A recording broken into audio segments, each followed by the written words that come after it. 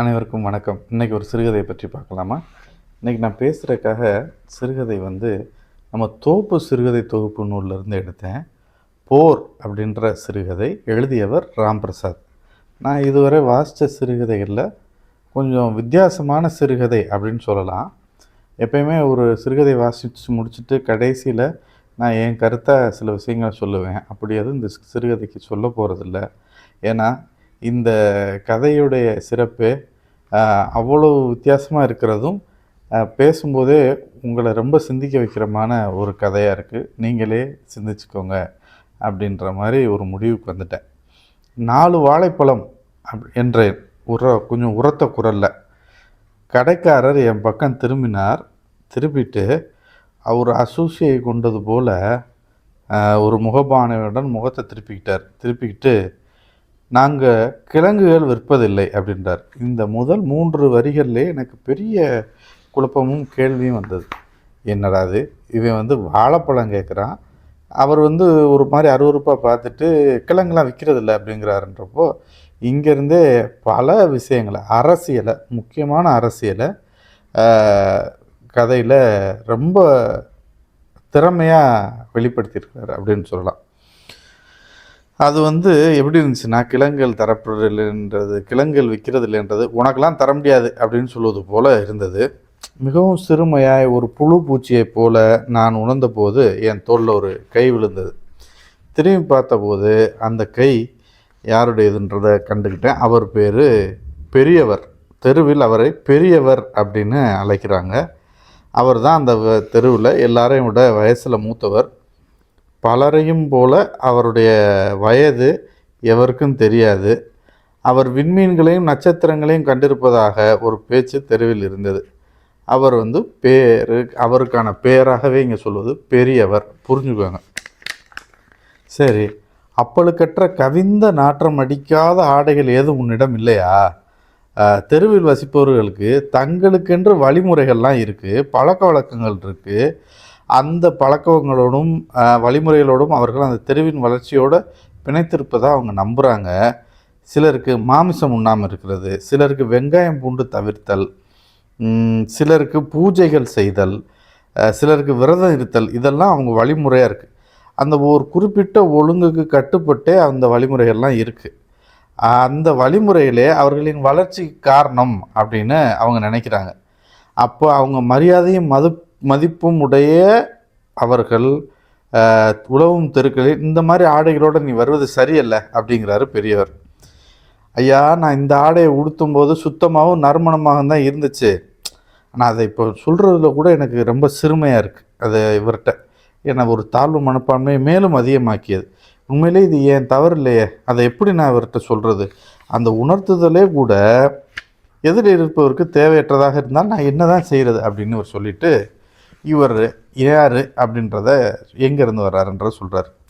நான் வசிப்பது ஒரு நகரத்தில். அது பஜாரை மையமாக வச்சு அதுலேருந்து தெருக்கள் பிரிந்து செல்கின்றன. நல்லா கவனிங்க. நகரம் வளர்ச்சியினுடைய வளர்ந்தவர்களின் வீடு தெருக்களின் தரைதளத்திலே இருக்கும். அந்த நகரத்தில் வளர்ந்தவர்களின் வீடெல்லாம் தெருக்களோட தரைதளத்தில் இருக்கும். ஆனால் அதனுடைய வேகத்தோடு வளர இயலாமல் பின்தங்கியவர்களின் வீடுகள்லாம் எந்த அளவுக்கு வளர்ச்சியில் பின்தங்கி இருக்கிறார்களோ அந்த அளவுக்கு தரைக்கு கீழே போய்கிட்டே இருக்கும். அந்த அளவுக்கு குழியில் இருக்கும் அவங்களுடைய வீடு. அப்போ ஒரு குழிக்குள் தரைதளத்தின் கீழே அது இருக்கும். அப்படிங்கிறதுனால ஒரு தடிமனான கயிறு மேலேருந்து நகரத்தின் தெருவிலேருந்து போட்டிருப்பாங்க. அதை பிடிச்சி தான் அவங்க மேலே ஏறி வரணும். மேலே ஏறி வரும்போதே மேலே அவங்க உடையெல்லாம் அழுக்காகி வேர்வையில் நசத்து நாற்றம் எடுத்து அப்படி தான் மேலே வர்றாங்க. அப்போது அந்த மாதிரி வரும்போது தான் இந்த பஜாரில் இருக்க எங்களை அவங்க சேர்த்துக்கிறதே இல்லை. இது தரைதளத்துக்கு கீழேயே வீடு இருக்கிறதுனால நாங்கள் மண்ணுக்கு கீழே விளையிற கிழங்கு வகைகளை தான் உண்ணும்படி நிர்பந்திக்கப்பட்டிருக்கோம். தலைதரத்துக்கு மேலே வாழ்கிறவங்களுக்கு மட்டும்தான் காய்கறிகள் கனிகள் விற்பதற்கு அனுமதி, அவங்க தான் சாப்பிட்லாம் அப்படின்ற மாதிரி எங்களுக்கு மண்ணுக்கு அடியில் கிடைக்கிற உணவுகள் தான் எங்களுக்கு அப்படின்ற மாதிரி ஒரு தீர்மானம் இங்கே. அப்போ அவர்கள் வளர வளர அவர்கள் வீடுகளும் மேலெலும்பி வரும் என்று சொல்லப்பட்டாலும் எங்களை மாதிரி ஆளுங்களுடைய வீடுகள் மேலெலும்பி வந்ததை நான் பார்த்ததே இல்லை. அப்பப்போ நான் யோசிக்கிறது உண்டு, என் முன்னோர்கள் பிற்படுத்தப்பட்ட இனக்குழுக்களில் பிறந்திருக்கவில்லை என்றால் எங்களது வீடுகளைப் போலவும் எங்களது வீடும் மற்றவர்களுடைய வீடுகளைப் போல எங்கள் வீடும் தரைதளத்திலே இருந்திருக்குமே அப்படின்னு. ஒவ்வொரு முறையும் நாங்கள் நல்ல புத்தாடை உடுத்தி தான் மேலே வர்றோம். வரும்போதும் இந்த குழிக்குள்ளே வாய்க்கப்பட்ட வீடுகளாக இருக்கிறதுனால நாங்கள் மேலே வரும்போது இப்படி ஒட்டி வேர்வையில் நசத்து போய் நாரி போய் தான் வர்றோம். எப்படி நாங்கள் எல்லோரோடையும் ஒன்றாக சேர்றது? ஒன்ற வேண்டும் என்று நினைப்பவர்களை கூட இந்த மாதிரி நாங்கள் வரும்போது அருவறுப்பாயிருதே. அப்புறம் இந்த வியர்வை எடுத்த வியர்வை நாட்டத்தோட அழுக்கடைந்த நைந்த உடைகளோடு வர்றதுனாலே எங்கள் உடல் உழைப்பு செய்யத்தான் நாங்கள் தகுதியானவங்க அப்படின்னு எங்களுக்கு அந்த மாதிரி வேலைகளாக தான் கொடுக்குறாங்க. அதுதான் பொதுவான எண்ணமாயிருச்சு இந்த தெருக்காரர்களுக்கு. நல்லா கவனிச்சுட்டே அவங்க இந்த சிறுகதையில் எவ்வளோ விஷயங்கள் வருது அப்படின்னு. துவக்கத்தில் எல்லாருடைய வீடுகள்லையும் தரைதளத்தில் தான் இருந்திருக்க வேண்டும். தொடக்கத்தில் மனித பிறப்பு இருக்கும்போது பலர் வளராதது சிலருக்கு வளர்ச்சி ஆகி போயிடுச்சு அப்படிங்கிறாரு அந்த பெரியவர். அது யார் தவறு அப்படின்னு நான் கேட்டேன். காலம் கடந்து விட்டது. யாரோ எந்த தலைமையிலையோ செஞ்ச தவறுக்கு காலங்கடந்து எப்படி நியாயம் செய்கிறது அப்படிங்கிறார் பெரியவர். அப்போ என்னடா தெருவே நாறுதே அப்படின்னு பார்த்தேன். நீயா கொஞ்சம் சுத்தமான ஆடையெல்லாம் அணிஞ்சிக்கிட்டு வரக்கூடாதா? அது சரி, சுத்தம்னா உங்களுக்கு என்னன்னு தெரிஞ்சால் தானே அப்படின்னு உன்னை மாதிரி ஆளுகளுக்கெல்லாம் சலித்தபடியே என்னுடைய பக்கத்து வீட்டு மாலினி கதவை உள்ளே சேர்ந்து டக்குன்னு கதவை சாத்தினான். அந்த இடத்துல சாத்துறான். அப்போ பெரியவர் இங்கே திரும்பி என்கிட்ட சொன்னார், உன் வீடு குழிக்குள்ளே இருக்கிறதான் பிரச்சனை, அந்த நீ உன் ஏற்றத்தாழ்வை சரி செய் அப்படிங்கிறார். நான் என்ன செய்ய, எத்தனை மண் அடித்தாலும் குழி உள்வாங்கிக்கிட்டே இருக்குது. ஒரு ஏணியாவது போட்டு நிறுத்திக்கலாம்னு நினச்சேன். ஆனால் பஜாரில் யாருமே எனக்கு ஏணி விற்க மாட்டுறாங்களே. எல்லா பொருட்களும் விற்கிற இடத்துல ஏன் ஏணி கிடைக்கிறதில்லைன்னு கேட்டாலே பதில் இல்லை அப்படின்னு. எனக்கு இது ஒரு கையாலாகாத தனம். எல்லா பொருளும் விற்கிறீங்க, ஒரு ஏணி ஏன் விற்க மாட்டுறீங்க அப்படின்னு கேட்டேன். பதிலே இல்லை அப்படிங்கிறார். ஏணிகள் கிடச்சிட்டா உடல் உழைப்பு கோரும் பணிகளை யார் செய்வா? அந்த எண்ணம் தான் இந்த ஏணியை மிக அருமையான ஒரு குறியீடுங்க. ஏணிகள் கிடச்சிட்டா உடல் உழைப்பு செய்ய யார் வருவா அப்படிங்கிற எண்ணம் தான் அப்படிங்கிறாரு அந்த பெரியவர் அர்த்த புன்னகை. அப்போ அவரே சொல்கிறார், திருடனாய் பார்த்து திருந்தாவிட்டால் திருட்டை ஒழிக்க முடியாதுன்னு வேற சொல்கிறாங்களே. ஆமாம், அப்போ ஏணி விற்காதவர்களை சொல்கிறீங்களா ஐயா அப்படின்னு அவர் கேட்குறாரு கதை சொல்லி. அப்போ அந்த பெரியவர் சொல்கிறாரு, ஏணி கேட்பவர்களையும் சேர்த்து தான் அப்படின்றப்ப இவருக்கு பொறி தட்டுது. சரி விடு, உனக்கு ஒரு யோசனை சொல்கிறேன். உன் குழியை மூடுறதுக்கு ஒரு விசேஷ மண் இருக்குது. அந்த மண் யார்கிட்ட இருக்குன்னா வாலிங்கிறவன்ட்டு இருக்குது. அவனை போர் செஞ்சு அவனை வென்றுட்டா அந்த மண் கிடைக்கும். அந்த மண் கிடச்சிச்சின்னா அந்த மண்ணை போட்டேன்னா உன் வீடு குழி வந்து மேலே வந்துடும் அப்படிங்கிறார். ஆனால் ஒரே ஒரு சிக்கல், அந்த வாலிகிட்ட போய் யார் சண்டை போட்டாலும் அவனுடைய இந்த சண்டை போடுறவனுடைய சக்தியில் பாதி வாலிக்கு போயிடும், இவன்கிட்ட பாதி சக்தி தான் இருக்கும். அப்போ அவனை ஜெயிக்கிற கஷ்டம். ஆனால் நீ போய் ஜெயிச்சுட்டு வந்தேன்னா உனக்கு அந்த மண் கிடைக்கும் அப்படிங்கிறாரு. இப்போ எனக்கு அந்த யோசனை சரியாக படுது. வாலி வெல்ல முடியாதவன் தான் அப்படின்னா அப்படின்னு நினச்சிட்டா இந்த வாழ்வு பூரா குழிக்குள்ளேயே வாழ்ந்துட்டு போயிடுவோம். அப்படி தான் எல்லாரும் நினச்சிக்கிட்டு இருக்கிறாங்க. அதே மாதிரி நானும் நினச்சா என்ன ஆகுறது? ஐயா வந்து ஏணி கேட்பவர்களையும் சேர்த்துத்தான்னு ஒரு வார்த்தை சொல்லிட்டார். அப்போ நம்ம தான் முயற்சி பண்ணணும். இனிமேல் என்னால் அவமானங்களையும் புறக்கணித்தலையும் எதிர்கொள்ள முடியாது. ஒன்று முயற்சியை செய்வோம், முயற்சி ஆவணப்படுத்துவோம். அப்படி தோற்க நேர்ந்தால் முயற்சி செய்ததின் பலனாக கிடைச்ச எல்லா அறிவையும் என் வழி வரும் அடுத்த தலைமுறைக்கு பகிர்ந்து கொள்வோம் அப்படின்ற முடிவோட சண்டைக்கு போகலான்னு கிளம்பி போகிறான். ஐயாட்ட கேட்குறான் பெரியவர்கிட்ட, ஐயா இந்த வாலி இருப்பிடம் என்னன்னு கேட்டு போகிறான். போகிற வழியில் ஒரு காடு, குருவிகள், யானையின் பிளிரல்கள், தொலைதூரத்தில் ஒரு அருவியோட சத்தம் எல்லாம் கேட்குது. அப்படி போயிட்டு இருக்கும்போது வாலியோட போர் பண்ண போறியா அப்படின்னு ஒரு ஆட்டிடையர் அங்கே கொஞ்சம் விந்தி நடந்துக்கிட்டே வர்றார். விந்தி நடந்துக்கிட்டே வர்றார் அவர். நான் வாலியோட போருக்கான அனுமதி பெற்று தரும் காரியதரிசி அப்படின்னு அவரை அறிமுகப்படுத்திக்கிறார். நான் தான் உனக்கு போர் புரிகிறதுக்கு அவர்கிட்ட அனுமதி வாங்கி தர காரியதரிசி. ஆனால் அதுக்கு முன்னாடி அந்த அருவி தெரியுது பற்றியா, அந்த அருவியில் கீழே போய் பார்த்தேன்னா வாலியோட இது வரைக்கும் போர் செஞ்சு தோற்று போனவன் பூரா உட்காந்துருக்கேன். அவங்ககிட்ட போய் பேசிட்டு வா. அதுக்கு பிறகும் நீ வாலியோட சண்டை போட தயாராக இருந்தா நீ வா, நான் உனக்கு அனுமதி வாங்கி தரேன் அப்படின்னதும் அவர் சொல்கிறது பயமுறுத்துகிற மாதிரி இருக்குது. இருந்தாலும் இவன் தான் முடிவு பண்ணிட்டு தானே வர்றான். இந்த போராடுவோம், வென்றா நல்லது, வெல்லலைன்னா அந்த வழியை வந்து அடுத்த தலைமுறைக்கு சொல்லுவோம் அப்படின்னு. அப்போ அந்த அருவிக்கு போகிறான். அங்கே ஒரு 400 பேர் சுமார் உட்காந்துருக்குறாங்க. எல்லாருமே வாலியோட போரில் தோத்துட்டு தோல்வி முகத்தோட வீட்டுக்கு திரும்பி போனால் அவமானமாக இருக்கும்னா அந்த மலையடிவாரத்திலே தஞ்சம் அடைஞ்சிட்டாங்க. கடைசி வரைக்கும் இங்கேனே வாழ்ந்து செத்து போயிடுவோம் அப்படின்னு. அவங்க ரொம்ப சோர்ந்து போயிருக்கிறாங்க, உடைந்து போயிருந்தாங்க. எல்லாருக்கும் வெறி இருக்குது ஜெயிக்கணும்னு. ஆனால் எல்லாமே உடைஞ்சு போயிட்டாங்க. அது இப்போ அவங்களுடைய சோக கதைகள், அடிபட்ட கதையை, வீழ்ச்சி கதையை, மீளா துயர் கதைகளை எல்லாத்தையும் கேட்டறிகிறான். அப்போது அவர்களுடைய மீட்சி கதைகளை கேட்டிருந்து அவங்களுக்கும் கொஞ்சம் ஆறுதல் சொல்லிவிட்டு அவர்களுடைய இழப்பு குறித்த பாடல்களையும் பாடுறாங்க உட்காந்து. பிறகு மறுபடியும் மலையாடியாரன் வர்றான், போருக்கு தயார் அப்படிங்கிறான். அப்போ அந்த ஆட்டிடையர் ஒரு மாதிரி சிரிச்சிட்டு உள்ள குடலுக்கு போய் அவருடைய குடிலுக்குள்ளேருந்து ஒரு புறாவை எடுத்துகிட்டு வந்து அதில் காலில் ஒரு மடலில் எழுதி சொருகி பறக்க விட்றாரு.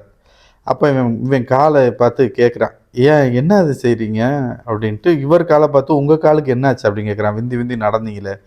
நானே அனுமதி பெற மலை உச்சி வரைக்கும் போயிட்டு வந்துக்கிட்டு இருந்தேன்ப்பா, இப்போ குதிங்கால் வலி, அதனால் புறாவை அனுப்பி விட்றேன் அப்படிங்கிறாரு. அப்போ நீங்கள் அனுமதிச்சிங்கன்னா உங்கள் குதிங்கால் வலிக்கு நான் மருந்து போடுறேன் அப்படிங்கிறான். இவன் மரபின்படி போர் செய்ய வருபவர்களை நான் வருத்தி சோர்வடைய செய்யக்கூடாது, மருந்து தயாரிக்கும் முறையை மட்டும் சொல்லு, நான் செஞ்சுக்கிறேன் அப்படிங்கிறாரு. எல்லாமே கவனிச்சுக்கிட்டு வாங்க, நீங்கள் எப்படி புரிஞ்சுக்கிறீங்களோ புரிஞ்சுக்குங்க. சரி அப்படின்னா நான் சொல்கிறேன் அப்படின்ட்டு சொல்ல இவர் காட்டுக்குள்ளே அலைஞ்சு திரிஞ்சு ஆமணக்கு செடியை பிடிங்காந்து வாழையில் எடுத்தாந்து அதில் பரப்பி காய வச்சு ஆமணக்கை இடித்து அந்த எண்ணெய் எடுக்கிறாரு. அந்த கதை சொல்ல அவர் எடுக்கிறாரு அந்த ஆட்டிடையர். பிறகு இரவு அவர் சாப்பிட்ட பிறகு அவரை படுக்க வச்சு ஆமணக்கு எண்ணெயை கால் பாதத்தில் தடை விட்டு தசைகளை நன்கு நீவி விட்டேன். ரொம்ப அதிகமாக வேலை செஞ்சிட்டீங்க அப்படின்னு சொன்னேன். அவர் சொல்கிறார், முதல் முறை அல்லவா, எந்த தயாரிப்பும் இல்லை, உதவியும் இல்லை, எந்த புதிய வேலையும் முதல் முறை செய்ய நேர்ந்தால் 4-5 வேலை போல தான் இருக்கும். ஆனால் அடுத்தடுத்த முறைகளில் அதுக்கு நம்மளே தேவையான கருவியை செஞ்சுருவோம், உபகரணங்கள் எல்லாமே நம்ம செஞ்சுருவோம். அப்போ வேலை எளிமையாயிரும் அப்படிங்கிறார். அப்புறம் அவர் அசதியில் தூங்கிடுறார். இது எல்லாமே இந்த பையனுடைய மண்டைக்குள்ளே ஏறிடுச்சு. மலை உச்சிக்கு மீண்டும் அருவிக்கு போகிறாரு. தோற்றவர்களை சந்தித்து ஆசி வாங்குறாரு. அவங்க எல்லாம் சொல்கிறாங்க, மலை உச்சியில் வாலி வேண்டுமானா உன் சக்தியில் பாதியை தன்னதாக்கிக்கலாம், ஆனால் எங்களுடைய ஆசியெல்லாம் உன் கூட தான் இருக்கும் அப்படிங்கிறாங்க தோற்றவர்கள். மறுநாள் வாலியை எதிர்கொள்கிறான். வாலியை போய் பார்த்த உடனேயே இவனுடைய பலத்தில் பாதி அங்கே போயிடுது. இவன் சோர்வு அடைஞ்சிடுறான். வாலி எப்படி இருக்கிறான்னா, அடர்த்தியான புருவம், உருண்ட பெரிய கண்கள், வலுவான தாடை, அகண்ட புஜங்கள் என்று மதம் கொண்ட ஒரு காட்டியான மாதிரி இருக்கான். போர் துவங்குது. திடீர்னு ஆச்சரியப்படத்தக்க வகையில் காட்டின் மூளை முடுக்கில் இருந்தெல்லாம் தோற்றவர்கள் எல்லாரும் வர்றாங்க. கடைசி நேரத்தில் அவர்களின் பழிவாங்கும் வெறியை நான் தூண்டி விட்டது கச்சிதமாக வேலை செய்தது. வாலி வேண்டுமானால் அரை சக்தியை ஏற்கனவே எடுத்திருக்கலாம், ஆனால் அந்த 400 பேரையும் ஒரு சேர எதிர்கொள்வது அவனுக்கு புதிது. எல்லார்ட்டையுமே அரை சக்தியோடு எல்லாருமே இன்னும் மிச்சம் இருக்கிறாங்க. அப்போது எந்த புதிய வேலையும் செய்ய முதல் முறை செய்யும்போது 4-5 ஆட்கள் வேலையாக தான் இருக்கும். ஆனால் அடுத்தது போகும்போது நம்ம தயாராகிடுவோம்னு ஆட்டிடையன் சொன்னது இவனுக்கு ஞாபகம் வந்ததுனால இந்த 400 பேரையும் திரட்டி 400 பேரின் அரை சக்தியோட வாலியை எதிர்கொள்ளும்போது சுமார் 1000க்கும் அதிகமான அரை உடல் சக்திகள். அந்த போரில் வாலி வீழ்ந்தான், தோற்றவர்கள் வென்றார்கள். அந்த போரில் இத்தனை பேர் அரை சக்தி உள்ள ஆட்கள்லாம் ஒன்றிணைந்து போரிடவும் வாலி வீழ்ந்தான், தோற்றவர்கள்லாம் வென்றார்கள். எல்லாரும் அவங்கவுங்களுக்கு ஒருபடி மண், அந்த விசேஷ மண்ணை அள்ளுறாங்க. அள்ளிட்டு எல்லாம் திரும்புகிறாங்க. நான் வந்ததும் என் வீட்டு குழி இருக்கிற இடத்துல அந்த மண்ணை தூவும் விறுவிறுன்னு என் வீடு வளர்ந்து தெருவின் தளத்தை மீறி ஒரு தளம் முன்னோக்கி போயிடுச்சு. வீட்டிலிருந்து தெருவுக்கு வரவே நான் வீட்டுக்குள்ளேயே நிலத்தடியாக தளம் ஒன்றை உருவாக்கி அது வழியாக வாசல் வைக்க வேண்டியதாயிடுச்சு. தெருவில் ஒருவனின் வீடு தான் தரதளத்தை விட்டு உயர்ந்திருக்கிறது. இந்த முன்னாடியே இருந்தாங்களே மாலினி போன்றவர்களின் வீடுகள் 30 ஆண்டுகளில் இம்மியும் வளரவில்லை அப்படிங்கிறாரு அந்த பெரியவர் அங்கே வந்து. அப்போ இப்போ தரைதளத்தை தாண்டி மேலெலும்பி வந்ததுக்கு மகிழ்ச்சி அடைகிறதா, நான் முனைந்திருக்கவில்லை என்றால் என் வீடும் இன்னும் குழிக்குள்ளே இருந்திருக்கும் என்று வருத்தப்படுவதா எனக்கு தெரியலையே ஐயா அப்படிங்கிற. அவர் யோசிச்சுட்டு எனக்கு ஒரு கேள்வி அப்படிங்கிறார். அப்புறம் யோசிச்சுட்டு நான் கேட்குறேன், எனக்கு ஒரு கேள்வி என்ன இருக்கு ஐயா அப்படிங்கிற. அப்படி என்ன அப்படிங்கிறார். இப்போ ஒரு குறிப்பிட்ட வழிமுறையெல்லாம் அவங்க தழுவி அமைச்சு கொண்டு தெரு வளர்ச்சியோடு இணைந்து வர்றான்னு நம்பிக்கையாக இருந்துச்சு இத்தனை நாள். இந்த இந்த வழிமுறைகள், இதை சாப்பிட மாட்டோம், இதெல்லாம் செய்ய மாட்டோம், இப்படி தான் பூஜை பண்ணுவோம், இப்படி இருந்த வழிமுறைகளில் இருந்ததுனால அவங்க வந்து வளர்கிறாங்க அப்படின்றது ஒரு நம்பிக்கையாக இருந்துச்சு. ஆனால் நான் அப்படி எந்த வழிமுறையும் பின்பற்றி இந்த இடத்தை அடையவில்லை. அப்படியானால் தெருவாசிகள் பின்பற்றும் அந்த வழிமுறைகளுக்கு என்ன அர்த்தம், என்ன பொருள், அந்த வழிமுறைகள் தெருவாசிகளுக்கு என்னதான் சொல்ல வருகின்றன அப்படின்னு கேட்டார். அவர் ரொம்ப எளிமையாக அதீத கற்பனைகள் தான், வேற என்ன அப்படின்ட்டு போயிடுறார். அப்போ அந்த மாலினி வர்றாங்க. ஓ மாலினி, இங்கே பார், உன் பக்கத்து வீட்டுக்காரன் உன்னை விடவும் உன் வீட்டை விடவும் ஒரு தளம் ஒசந்துட்டான் அப்படின்னு பெரியவர் கூவுறார். அந்த இடத்துல கூவுனது மாலினி குரல் கேட்டு அவசரமாக வந்தவ தன் வீட்டை விடவும் பக்கத்தில் இருக்க வீடு ஒரு தளம் மேலே வளர்ந்துருச்சேன்னு பார்த்துட்டு அதிர்ந்துட்டான்.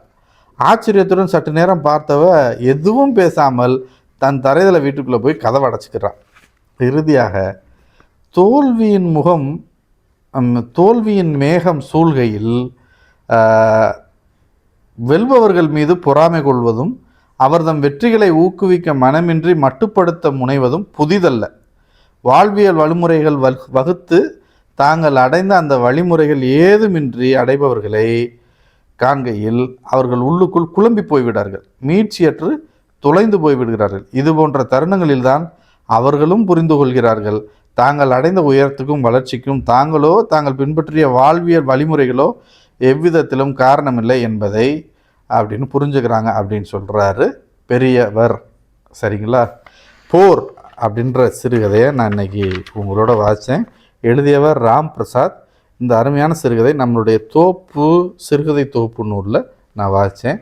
இன்று உங்களோட இந்த சிறுகதை வாசித்ததில் எனக்கு ரொம்ப மகிழ்ச்சி. நன்றி, வணக்கம்.